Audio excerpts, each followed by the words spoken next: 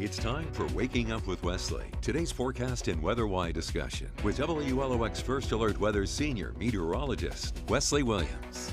Waking Up with Wesley is sponsored by Exclusive Auto Brokers. For the best deals on wheels, visit Exclusive Auto Brokers on Beatline Road in Long Beach. Good morning, and thank you for waking up with Wesley. I'm Senior Meteorologist Wesley Williams.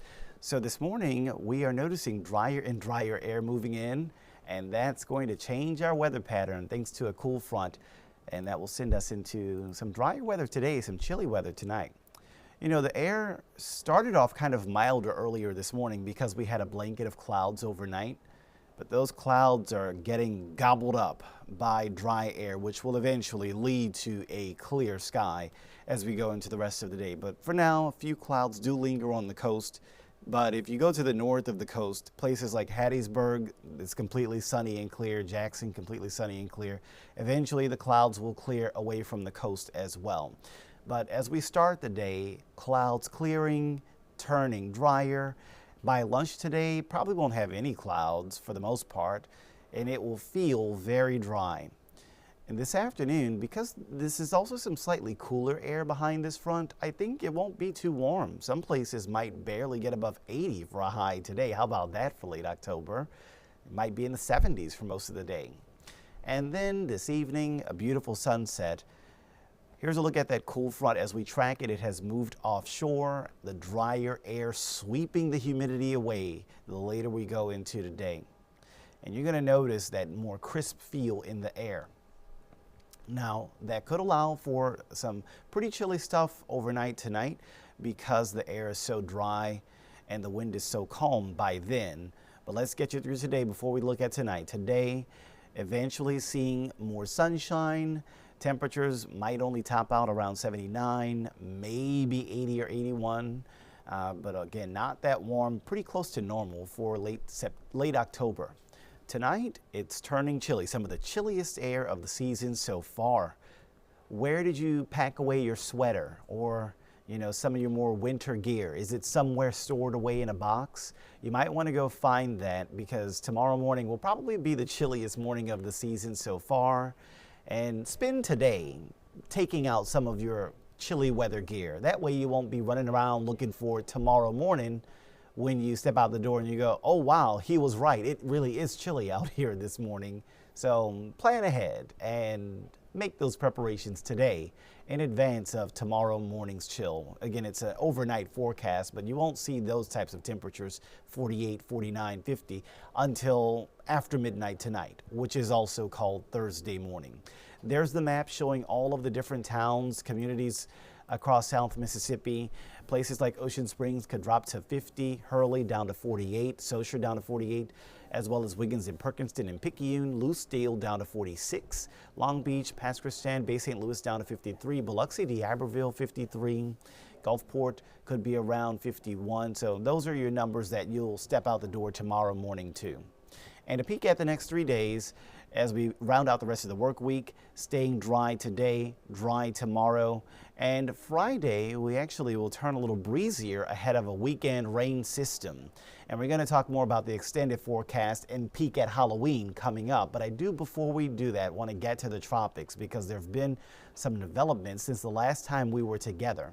Tropical Storm Melissa formed pretty much right after, or perhaps during, my Wake Up with Wesley Monday edition, or rather Tuesday edition. So here we are on the Wednesday edition. And Tropical Storm Melissa formed yesterday in the Caribbean from that disturbance that I told you was expected to become a tropical storm. So there's a look at Melissa. The forecast cone looks more like a forecast circle because the movement on this thing is very slow. It's stationary. Moving at 2 miles per hour, so it's really not moving at all. The max winds are 50 miles per hour, but it does look like it's getting better organized. There's a lot of warm water out there, even though it is fighting some westerly wind shear, a little bit of dry air on the western side. It does have a very deep moisture envelope, and once that gets co-located with the wind circulation, I think that the intensity is going to take off with this thing. You're going to see it intensifying, becoming hurricane strength. National Hurricane Center agreeing with me as you actually see a hurricane watch in place for parts of the Caribbean islands, parts of the Greater Antilles. There's the island of Hispaniola.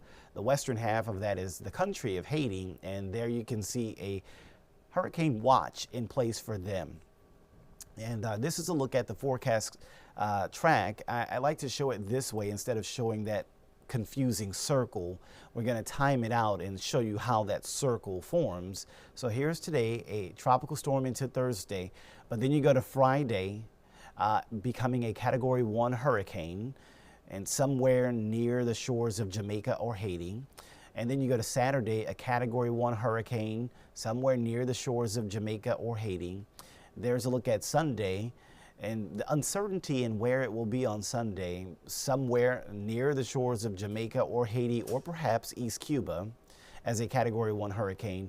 And then you go to next Monday, and somewhere near the shores of Jamaica or Haiti or Cuba as a Category 2 hurricane. So that's how you see that uncertainty there and why it appears to be a circle instead of a cone, because it's really not moving much.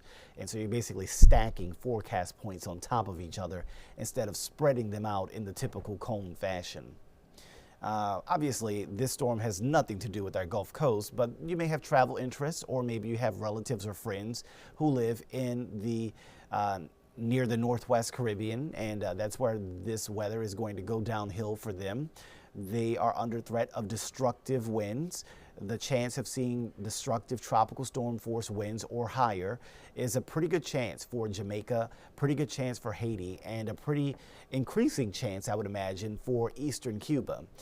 And you want to watch this for the Turks and Caicos. If this manages to cross over those islands, perhaps we could see down the line later next week some increasing chances for winds there. The Bahamas look like you're going to be a little bit too far from any direct impacts with this particular system. And again, like I said, when you zoom out, obviously no threat to the Gulf Coast. And as far as the rain is concerned, you're looking at some of the numbers there, and they're pretty intense. I want to make this bigger on your screen so you can see some of these numbers, folks. You've got offshore an extreme bullseye of 2 feet of rain offshore of the coast of Jamaica and Haiti. But then when you get closer to land, you can see some of those numbers coming in around 1 foot of rain on the coast of Jamaica over the next 5 days, around 1 foot of rain on the coast of Haiti over the next 5 days, and approaching basically a half inch to a half of a foot to 3/4 of a foot of rain along the southern coast of the Dominican Republic. Over toward Puerto Rico, 1 to 2 inches of rain. And the Turks and Caicos, as you can see, could see some of that heavy rain as well, 3 to 4, maybe 3 to 5 inches of rain. Once you get over toward the Bahamas, though, they kind of fall outside of that heavy rain area from Melissa. And so amounts there closer to 1 to 2 inches. And not really looking like a threat rain-wise for the Bahamas. So we've looked at some of the information for rain. I want to look closely at the winds with some of our computer modeling.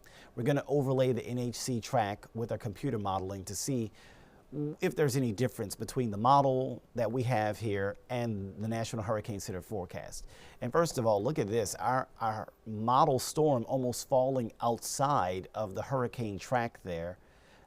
By the time we get to just tomorrow, so that's quite a bit of uncertainty there. Even look at Friday, our model storm, again, almost falling outside of the forecast track from NHC, much closer to the coast of Haiti by the time you get to Friday evening, Friday night. And this appears to be, you see these purple and white colors, that's winds in Category 1 approaching Category 2 strength. Just in the next couple of days could have a intensifying hurricane somewhere in that zone. So we just want to bring that up because you're probably seeing a lot of headlines about that and wondering what the storm is doing. Is it going to be a bother to our local area? The answer is no, we're not expecting any hurricane concerns here. Good news on the Gulf Coast over the next 5 to 7 days. And hurricane season is almost over. We do have the rest of this month and the entire rest of next month until the season officially ends. All right, switching gears back to our forecast. Halloween is drawing near, and we've got some possible big changes that are on the way. The first big change is, how today we're going to be dry. Well, we're going to turn wetter for this coming weekend, or as I like to refer to it as the Hollow Weekend, because this is going to be the final weekend before Halloween, which comes next Friday, and there's probably going to be some parties, some festivities, maybe some outdoor activities that are taking place in South Mississippi this coming Saturday and Sunday. And I want you to be aware, I want you to have the first alert that we are looking at rain chances. It looks like there's both a chance for rain on Saturday and on Sunday. Here's how we get to that. You see, today I want to track this high pressure for you. So there's a high aloft that's sitting here. How can I tell that's where the high is? Well, winds always are circulating clockwise around a high pressure. And if you look at the wind arrows here, you can literally see that clockwise circulation centered right there over southwest Arkansas. So I know our high pressure sitting there, and this is helping to kick the moisture to the curb, or in this case, the Gulf. So we don't have to worry about any rain over South Mississippi on Wednesday, as it's all being kicked offshore by some dry wind from the north. Let's take a look at Thursday. Where's the high pressure now? Well, it looks like it's moved off to the east a little bit. It's over portions of Alabama. We're no longer really getting that kind of dry wind from the north. Instead, it looks like we're almost getting a little bit of a wind from the east, which is still kind of dry for us. It's not pulling in any moisture, so that's good. We stay dry on Thursday. But look off to the west, and you can see that the clockwise wind around that high, you draw your clockwise arrows there. This is helping to pull moisture up from the Gulf. So we're already seeing rain chances in Texas as we go to tomorrow. And guess what? The high pressure is going to move again. It's on the move. Where to go this time? Friday. Look at where the clockwise circulation is, near North Georgia. So that's over the next 3 days, the high is moving more and more to the east. And now look at the winds coming out of the Gulf at this point. So we're almost beginning to see those rain chances now, not just Texas, but now into Louisiana. All right, so this is going to set the stage for Saturday. Now the high is well off to our north and east. It's basically in North Carolina by Saturday. And we're seeing a low pressure system developing off to our west. Now, this is going to really kick the winds up, by the way, for Saturday. You got two pressure systems located near each other. We get what's called the pressure gradient flow. The winds are going to kick up from the Gulf because you've got two systems. The high to our east with this clockwise wind, the low to our west with this counterclockwise wind. And so that's going to really drive a breezy wind from the Gulf all across the Gulf Coast. And so you can plan on windy weather on Saturday. If you have any costumes planned for Saturday, it's going to feel muggier. It's going to not be chilly on Saturday. And we're going to see perhaps some rain chances in the region. Right now, it looks like the best rain chances are going to be off to our west. Wherever you see that deep moisture concentration, that's going to make it really easy for rain to form on Saturday in Texas and in Louisiana, and maybe parts of western Mississippi. Now, as we go from Saturday to Sunday, the high's basically gone. It's basically in Virginia by this point, far away from us. It can't keep us dry anymore. And we've got the low that's continuing to move in from the west. And so, again, could be another breezy day where you have these two pressure systems helping to pull wind in from the Gulf. So another breezy one for you on Sunday. And notice where the highest concentration of atmospheric moisture is. It's no longer in Texas. It's moving east in our neck of the woods. So Louisiana, Mississippi, finding those higher rain chances on Sunday. So that could be something that you want to pay attention to if you have some plans over the weekend. That's why this rain potential here shows our best rain potential as we head from Saturday into Sunday. So that's kind of how you can plan things out.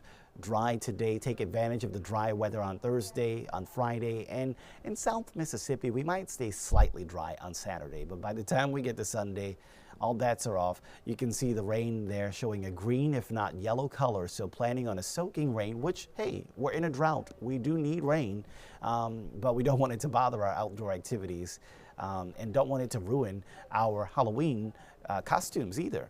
But just understand that that's what we're tracking for you over the weekend, that frontal system, that low bringing rain from the west.